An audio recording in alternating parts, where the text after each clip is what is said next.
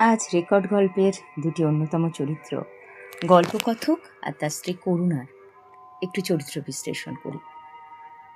গল্পকথক এই কাহিনীটির মূল সূত্রধার। তার পর্যবেক্ষণ ও সংবেদনশীলতার মাধ্যমেই গল্পের মূল রহস্য গভীরতা উন্মোচিত হয়েছে। তার চারিত্রিক বৈশিষ্ট্যগুলি যদি আমরা বিবেচনা করি, জিজ্ঞাসু শিল্পমনস্ক মানসিকতা, গভীর অনুভূতির অধিকারী তিনি, বিশ্বজনীন চেতনার বিকাশ তার মধ্যে রয়েছে। এক এক করে আসি।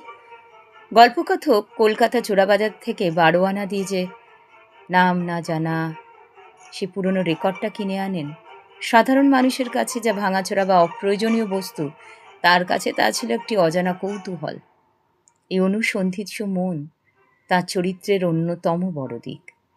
রেকর্ডটা বাজানোর পর যে গম্ভীর ও অচেনা সুর ভেসে আসে, তা গল্পকথকের অবচেতন মনকে গভীরভাবে আলোড়িত করে।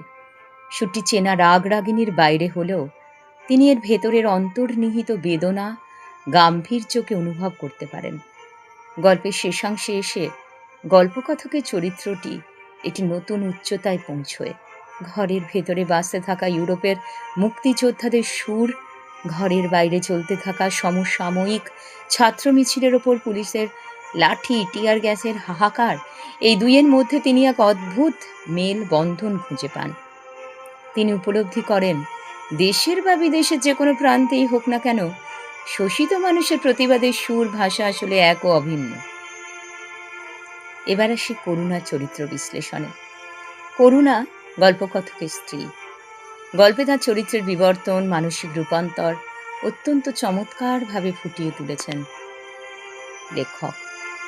বাস্তববাদী, স্পষ্টভাষী, সুরের জাদুতে রূপান্তর, মানসিক পরিবর্তন, দৃঢ়চেতা, আপসহীন প্রতিবাদের প্রতীক। গল্পের শুরুতে করুণাকে একজন সাধারণ সাংসারিক, কিছুটা বাস্তববাদী নারী হিসেবে দেখা যায়। গল্পকথক যখন চোরাবাজার থেকে ভাঙাচোরার রেকর্ড কিনে আনেন এবং তখন তিনি পড়ার টেবিল থেকে উঠে এসে একটা বিরক্ত বোধ তার মধ্যে জেগেছে, সেটা তিনি জানান। তার ডক্টরেট করা বান্ধবী আইভি যখন সুরটি চিনতে ব্যর্থ হন, তখনও করুণা তাকে মৃদু কটাক্ষ করতে ছাড়েনি। রেকর্ডটার সুর করুণার চরিত্রের ভেতরের সুপ্ত সংবেদনশীলতাকে জ্বালিয়ে তোলে। প্রথমে বিরক্ত হলেও সুরের গম্ভীর মায়াবী টানে তিনি ক্রমশ স্তব্ধ হয়ে যান। সুরটি তার মনের সমস্ত চপলতার ক্ষোভকে একটা অদ্ভুত ভাবনায় যেন মাতিয়ে দেয়।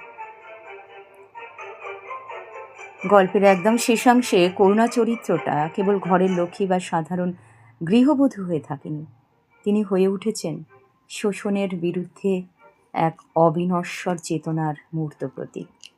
যখন বাইরে ছাত্র মিছিলের ওপর অত্যাচার চলছে, ঘরের ভেতরে নাৎসিদের হাতে লিকুইডেট হওয়া শিল্পীদের রেকর্ড বাজছে, তখন করুণার দু চোখে অসহ্য ঘৃণা জ্বলে ওঠে। পরম আত্মবিশ্বাসের সাথে ঘোষণা করতে ভোলে না, এ রেকর্ডকে কেউ ভেঙে নিশ্চিহ্ন করতে পারেনি, কেউ পারবে না। এই একটা সংলাপের মাধ্যমেই করুণা স্বৈরাচারের বিরুদ্ধে চিরন্তন আপোষহীন লড়াইয়ের এক জোরালো কণ্ঠস্বর হয়ে ওঠে। শেষে আমরা বলতেই পারি, গল্পকথক যেখানে সুরের রহস্য, তার বিশ্বজনীন একতাকে নিজের বুদ্ধিমত্তা ও অনুভূতি দিয়ে উপলব্ধি করেছেন, করুণা সেখানে নিজের ভেতরে তেজ আর ঘৃণা দিয়ে সেই সুরের অবিনশ্বরতাকে ঘোষণা করেছেন। এটি শাশ্বত, এটি চিরন্তন। এই দুই চরিত্রের মেল বন্ধনই রেকর্ড গল্পটি শোষিত মানুষের জীবন সংগ্রামের একটি অনবদ্য অনন্য দলিলে পরিণত হয়েছে। আজকের আলোচনা পর্ব এখানেই শেষ করছি। তোমরা কিন্তু লিখে লিখে অনুশীলন করতে একদমই ভুলো না। ধন্যবাদ।